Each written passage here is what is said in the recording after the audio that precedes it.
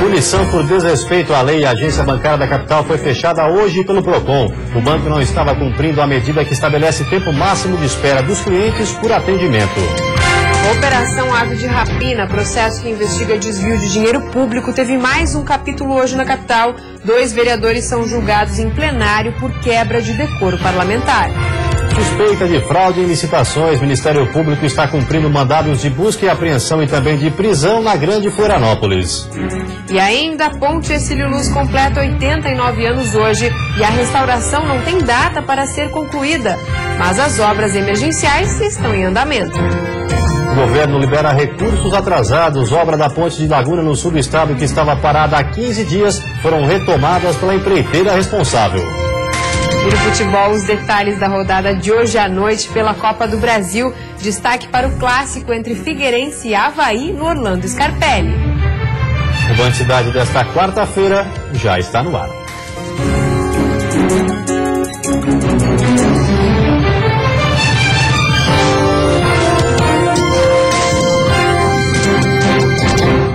Olá, boa noite. Olá, boa noite. O mar continua agitado em Santa Catarina. Por esse motivo, navios não puderam entrar no porto de Itajaí. O local foi fechado ontem pela manhã. Ao todo, 5 embarcações aguardam liberação do acesso. A combinação de um ciclone extratropical e uma área de baixa pressão no mar está provocando fortes ventos, com picos de ondas de até 4,5 metros aqui no litoral. Essa ressalva Itajaí fechar. Desde ontem, manobras de navios cargueiros não puderam ser feitas. A praticagem continua acompanhando a situação. Por enquanto, nenhum navio tem previsão de entrada. A retomada das operações só deve acontecer quando o mar apresentar condições seguras. Essas ondas altas e longas criam 2 problemas para nós, que são, para o prático, subir e descer do navio, né? Porque a gente vai pela lancha, o navio está balançando constantemente, o balanço se torna muito perigoso, tanto para a lancha quanto até para o próprio navio. E ainda há a questão de que, com os movimentos que o navio faz de balançar, de arfar, de caturrar, ele pode chegar tão perto do fundo que pode acabar tocando o fundo, o que é inaceitável nessas circunstâncias. Por causa do fechamento do complexo portuário de Itajaí, um navio continua em alto mar e o outro precisou desviar a rota para o porto de Paranaguá, no Paraná, mas ainda deve retornar para Itajaí. O mar continuará agitado nos próximos dias, mas as ondas começam a baixar. O pico ficará entre 2 e 2,5 metros. Com isso, as manobras de entrada e saída dos navios poderão ser retomadas. A gente vai, observa a altura das ondas, verifica quais são as mais altas, tira uma média das mais altas e a média dessas mais altas precisa ter 2 metros ou menos. Se tiver 2 metros ou menos, a gente consegue voltar a operar, ainda que com alguma restrição. Mais do que isso, a gente mantém a recomendação de suspensão da praticagem. O tempo segue firme no estado. A quinta-feira vai ser de sol com algumas nuvens em todas as regiões, com chance de chuva isolada apenas no litoral norte e Grande Florianópolis. A temperatura continua baixa, mínima de 1 grau na Serra e máxima de 23 no sul, Grande Florianópolis e litoral norte do estado. No Vale do Itajaí e Oeste, máxima de 22 graus. E fiscais do PROCON, em parceria com a Secretaria Municipal de Defesa ao Consumidor, fecharam uma agência bancária hoje no centro da capital. O banco não estava cumprindo a lei de tempo máximo de espera do cliente por atendimento. A agência bancária do Itaú, localizada na rua Tenente Silveira, bem no centro de Florianópolis, foi fechada na manhã de hoje através do cumprimento de uma medida cautelar. Fiscais do PROCON colocaram cartazes nas portas de vidro para alertar os clientes sobre o fechamento do banco. O atendimento está suspenso, mas os clientes poderão usar os caixas eletrônicos normalmente. Eu cheguei aqui, eles falaram que estava interditado e ainda bem que tinha o caixa eletrônico, eu fui e fiz o depósito, mas fica ruim assim sem poder fazer o banco, né? Conforme o diretor do PROCON municipal, a agência não respeitava o tempo máximo de espera para atendimento dos clientes. A gente constatou que houve infração à lei municipal 699, da questão da fila de banco, a não entrega de senha numérica. Esta não é a primeira vez que a agência é flagrada com alguma irregularidade pela fiscalização.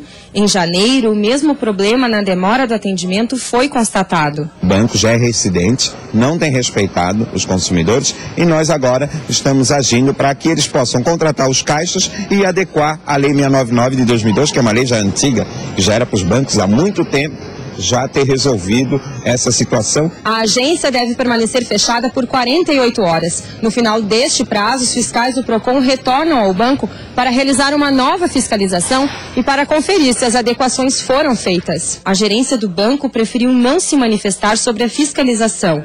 Outras agências da capital também devem ser fiscalizadas ainda esta semana. Já em Joinville, uma polêmica envolve as agências bancárias. É que um projeto de lei obriga os bancos a colocar vigilantes nos caixas eletrônicos. A proposta foi aprovada pelos vereadores, mas vetada pelo governo. Na mira de quadrilhas, as agências bancárias têm se tornado cada vez mais alvo de assaltantes, insegurança dentro e nos arredores dos bancos. Um projeto de lei municipal quer obrigar as agências a manter vigilantes na área de autoatendimento durante o horário de funcionamento em Joinville. O Sindicato dos Bancários reconhece que a proposta é um avanço, mas não resolve o problema. Segundo o presidente, o ideal é que os vigilantes ficassem dentro das agências 24 horas por dia. Os bancos deveriam ter vigilantes diuturnamente colocados dentro das agências bancárias, aos quais eles estariam observando todas as movimentações existentes nos caixas eletrônicos. Essa é a nossa posição e é essa que eu as defendi quando da comissão que discutia essa lei. O vereador autor do texto defende que a medida vai trazer mais segurança para o usuário do serviço. Pelo texto do projeto, os vigilantes vão ficar em cabines fixadas nas áreas de autoatendimento. E acontece muitos assaltos quando as pessoas saem do banco, então essa é uma dificuldade muito grande. E também a integridade, a segurança para nós cidadãos, né, que vamos aos bancos. Então é isso que nós estamos propondo nesse projeto para poder atender e dar uma segurança adequada, uma segurança para o nosso povo, o nosso joinvilense. O projeto original passou nas comissões e no plenário da Câmara. A proposta foi vetada pelo Executivo Municipal e retornou à Câmara. Aqui os vereadores rejeitaram o veto. A expectativa agora é pela sanção do projeto de lei. A assessoria da Prefeitura informou que não vai se pronunciar sobre o veto. Se não for assinada pelo prefeito, a sanção deve sair das mãos do presidente da Câmara. E a seguir, avanços na saúde. Cirurgia inédita está sendo realizada hoje no Hospital Infantil da capital. E ainda direito garantido. Famílias de baixa renda podem contar com auxílios a partir do cadastro único.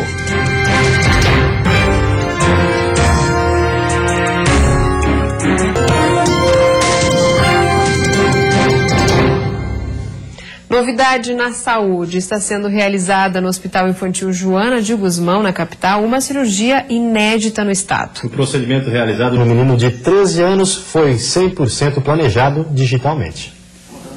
A equipe do cirurgião Levi realizou na tarde desta quarta-feira um procedimento inédito no estado. Foi a primeira vez que uma cirurgia na região da face foi 100% planejada digitalmente. Conforme ele, uma operação pensada através da tecnologia exclui inúmeros riscos e é feita com maior precisão. Cada passo cirúrgico do Alain, da cirurgia de correção de deformidade facial do Alain, é prevista e ditada por dispositivos que são impressos em impressoras 3D. Então, tu tens uma alta previsão de resultado e com baixa morbidade. A cirurgia inédita foi totalmente disponibilizada pelo SUS e teve duração de aproximadamente 5 horas. O paciente é Alan Turra. Ele tem 13 anos e conversou com a nossa equipe antes de entrar para a sala de cirurgia. O menino nasceu com uma deformidade congênita na região da face e essa é a sua 10ª cirurgia. Com poucas palavras e muito tímido, ele não escondia a ansiedade. Tô bem ansioso. E o que tu acha? Vai ficar bom o resultado? Eu acho que sim, né? A mãe de Alain conta que a família morava em Guaraciaba, no oeste do estado, quando o menino nasceu. Ao constatar que ele tinha deformidade, os pais não mediram esforços e se mudaram para a capital a fim de disponibilizar para o filho melhores tratamentos e uma melhor qualidade de vida. Hoje ela só tem a agradecer à equipe médica e diz estar ansiosa pelo resultado desta cirurgia. A gente sabe que vai fazer a diferença na vida dele e na nossa também, porque se os filhos estão bem, a gente está bem, senão não, né? Então a gente sabe que com essa cirurgia vai mudar muito a vida dele. O médico explica que o caso de Alain não é único e que 70% das pessoas possuem alguma deformidade facial. De acordo com ele, uma cirurgia como esta custa aos cofres públicos aproximadamente R$80 mil. Mas ele garante que o investimento vale a pena e que a qualidade deste tipo de procedimento digital é ainda melhor do que os tradicionais. O software utilizado para planejar a cirurgia possui imagens de alta definição e traz uma previsão do resultado para os médicos. E o software vem justamente nesse sentido, de diminuir os riscos e aí melhorar a nossa previsão de resultados. Esta tecnologia é americana e já existe há 2 anos. A expectativa dos médicos é que daqui a aproximadamente 30 dias, Alain e sua família já poderão perceber os resultados do procedimento. Novas cirurgias pelo SUS também devem acontecer a partir de agora. Segundo a assessoria de imprensa do Hospital Infantil, a cirurgia ainda está prosseguindo e com sucesso. Famílias de baixa renda podem contar com auxílios através de programas sociais. O principal passo que muitos desconhecem é fazer o cadastro único.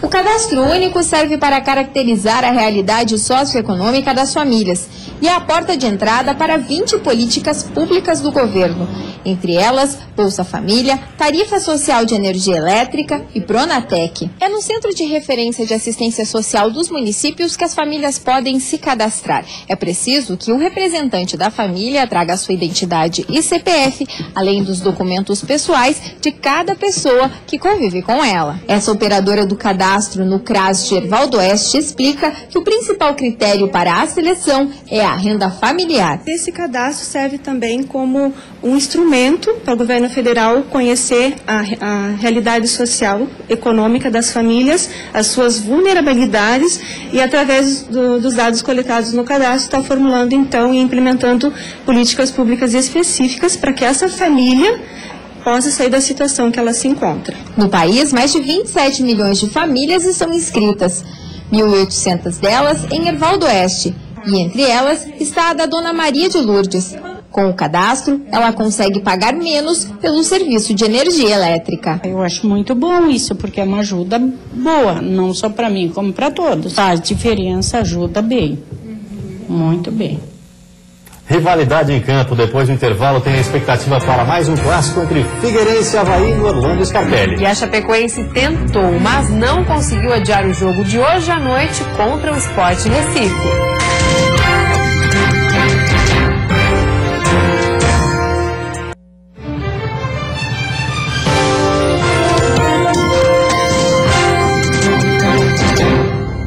Rivalidade e muita história em campo. Daqui a pouco tem mais um clássico entre Avaí e Figueirense, dessa vez pela Copa do Brasil. No Figueirense, o técnico Argel continua com a postura de fazer mistério quando o assunto é esquema tático e a escalação da equipe. O goleiro Felipe foi finalmente apresentado, mas não deve jogar, fica no banco. Carlos Alberto nem no banco vai ficar. Enquanto isso, o problema do Figueira continua sendo o jejum de gols. Será que os atacantes desaprenderam a fazer gols, hein, Argel? Agora, o nosso atacante, a bola vai entrar, não tenho dúvida nenhuma disso, até porque são jogadores experientes, jogadores rodados, jogadores que já provaram que tem qualidade e principalmente com a camisa do Figueira sempre fizeram gol. Então, é uma coisa normal, né? É uma fase que você passa. O Avaí, que apresentou mais alguns reforços, pode estrear hoje à noite. O atacante Hugo teve uma passagem na temporada anterior no Joinville. O time que vai entrar em campo no Scarpelli é basicamente o mesmo que derrotou o Figueira na ressacada por 1-0. O técnico Gilson Kleiner disse que é preciso ter equilíbrio entre defesa e ataque para conseguir superar o bom adversário. O importante é ter equilíbrio ofensivo e defensivo. Não adianta a gente bater lá dentro e achar que tem que só marcar. Aí não é administrar a vantagem, aí é chamar só o adversário. Também às 10 horas da noite, a Chapecoense enfrenta o Sport Recife em Pernambuco. O Verdão reclama que não teve tempo para treinar o time antes do jogo. Entre o embarque em Chapecó e a chegada até Recife foram mais de 27 horas. A diretoria da Chape alegou desgaste físico e falta de tempo para realizar mais um treinamento. Mas a CBF negou o pedido de adiar o jogo, porque a delegação chegou em Recife 24 horas antes do confronto. O Verdão do Oeste tem uma boa vantagem no jogo de volta contra o Sport. No primeiro jogo, em casa, venceu o adversário por 2-0.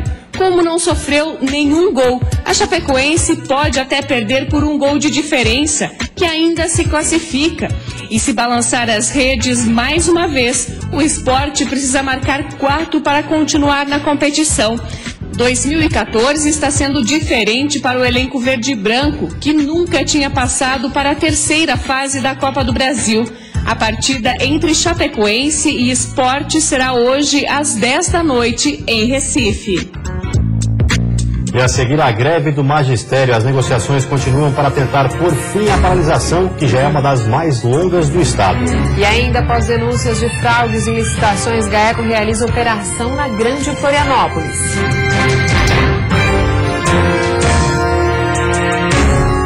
Grande Cidade. Oferecimento. Todo mundo tem um grande motivo para comprar no Queires.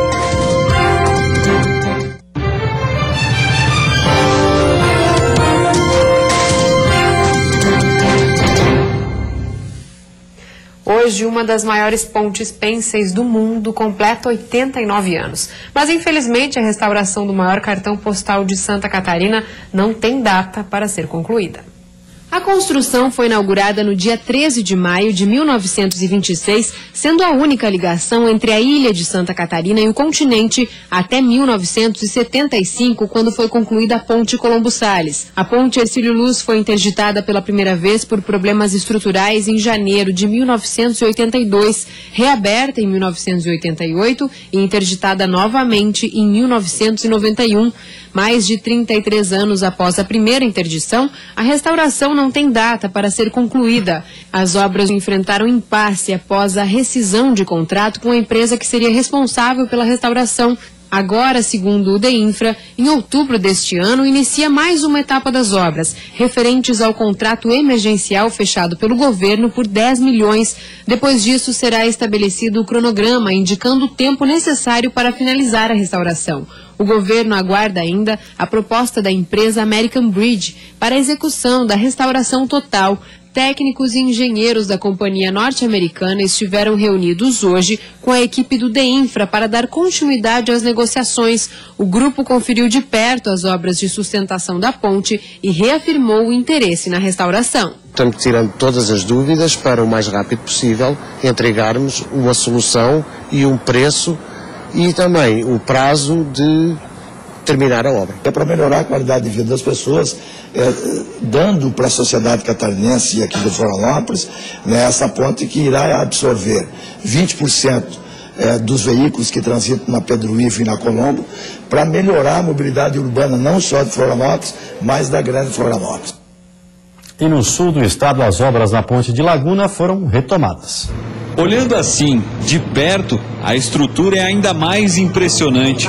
A Ponte de Laguna já é um cartão postal de Santa Catarina, mas para se tornar também um dos trechos duplicados da BR-101, a obra de 700 milhões ainda vai precisar de mais algum tempo. O prazo seria maio, mas devido à paralisação de 15 dias por causa de um atraso no repasse de verbas, a expectativa é que os trabalhos sejam concluídos em julho. A boa notícia é que a velocidade da obra voltou ao normal. A motivação foi o pagamento de parte da dívida, cerca de 16 milhões de reais, repassados esta semana pelo Ministério dos Transportes ao consórcio responsável pela obra. A concretagem do piso está praticamente concluída. Em alguns pontos já existe até mesmo uma camada de asfalto sobre a pista. A preocupação agora é com o pagamento total da dívida, que ainda não aconteceu e pode fazer com que a obra seja paralisada novamente. Algo que, de acordo com o DENIT, não deve acontecer, já que 97% dos trabalhos estão concluídos. Começou hoje uma das etapas mais importantes para a conclusão da obra, a colocação dos postes. Ao todo, serão 182 e somente no primeiro dia de trabalho a equipe pretende instalar 23 postes. As lâmpadas são de LED e têm garantia de 10 anos. A iluminação já foi testada e aprovada pelo DENIT. Quem pagará a conta de luz é que ainda não está bem claro, já que a Prefeitura de Laguna não quer arcar com os quase R$10 mil mensais. Mas uma certeza é que os quase 3 quilômetros da ponte serão inaugurados com a parte elétrica em pleno funcionamento. Mais de 50 dias parados. A greve dos professores estaduais já é considerada uma das mais longas do estado. O comando de greve dos professores e o governo se reuniram novamente na tarde de hoje. Os representantes do sindicato e da Secretaria de Educação discutiram os principais pontos da paralisação, como a reposição das aulas e o plano de carreira do magistério. Não houve muitos avanços nas negociações. O governo quer que os professores retomem as aulas para atender às reivindicações da categoria. Mas o comando de greve exige garantias para encerrar o movimento. Amanhã, em Biguaçu, os professores realizam mais uma assembleia para discutir os rumos da paralisação. E denúncias de fraudes em licitações levaram o GAECO a realizar operação na Grande Florianópolis. Estão sendo cumpridos 11 mandados de busca e apreensão e 6 de prisão em Florianópolis, Biguaçu, Palhoça e São José. As denúncias são de prática de delitos de associação criminosa, corrupção ativa e passiva e fraudes em licitações. As denúncias envolvem empresários do setor de produtos de informática e agentes públicos. 2 já foram detidos. A gente está avaliando a entrega de suprimentos, sobre a originalidade ou não dos produtos. E, em razão disso, devemos solicitar o compartilhamento judicial para que outras promotorias de justiça do nosso estado recebam esse material para daí avaliar ou não a necessidade de um prosseguimento da investigação. Denunciados por quebra de decoro parlamentar, os vereadores César Belloni Faria e Marcos Aurélio Espíndola Albadeco tiveram o início das investigações na Câmara de Vereadores negado pelo Conselho de Ética. A decisão seguiu hoje para plenário. Quem ofereceu a denúncia em novembro do ano passado foi o vereador Afrânio Bopré, do PSOL, depois que César Belloni Faria e Marcos Aurélio Espíndola Albadeco, ambos do PSD, foram citados em investigações da Polícia Federal. Nós não estamos decidindo se vamos caçar hoje o vereador A ou B. O que nós estamos decidindo é que nós precisamos iniciar na Câmara de Vereadores a investigação. É isso que o povo espera. Para o vereador Dalmo Menezes, no entanto, do Partido Progressista e presidente do Conselho de Ética da Câmara de Vereadores, não há elementos suficientes na denúncia para embasar uma investigação no Legislativo. E sua opinião é pelo arquivamento da matéria. Achamos que a documentação que nós recebemos não era o suficiente para cassação. Convém salientar que esse processo está na Justiça. Cabe à Justiça sua decisão final. A Operação Ave de Rapina apontou irregularidades em contratos licitatórios fechados pela Prefeitura da capital para a realização de eventos e serviços de radares para controle de velocidade e suspeitas na alteração e aprovação de leis na Câmara de Vereadores. Durante a operação, 17 dos 23 vereadores foram indiciados. César Belloni Faria, ex-presidente da Casa, está afastado até o final das investigações. Já Albadeco, que chegou a ser preso, tem retorno previsto para junho, depois de 6 meses impedido de atuar. O trabalho da Polícia Federal está em fase final e revelou o suposto envolvimento de mais 3 pessoas, entre elas Maria Cláudia Evangelista, que já anunciou sua saída da Secretaria de Turismo de Florianópolis. Servidores públicos municipais que anunciaram que estarão em greve a partir desta quinta-feira acompanharam a sessão da Câmara. Eles pedem reajuste salarial, aumento no Vale Alimentação e elaboração de um plano de carreira. Nossa equipe tentou contato com a ex-secretária de Turismo do município, Maria Cláudia Evangelista, mas ela não foi encontrada para falar sobre o assunto. A votação na Câmara de Vereadores da capital ainda não iniciou. Neste momento, os parlamentares estão discutindo a matéria. E antes de encerrarmos, uma olhadinha no trânsito da capital. Aí você acompanha imagens ao vivo das pontes Colombo Salles e Pedro Ivo Campos. Movimento intenso nos dois sentidos, mas fluindo bem. Agora, em Florianópolis, 19 graus. E vem aí o Jornal da Band. Uma ótima noite para você e até amanhã. Boa noite, até amanhã.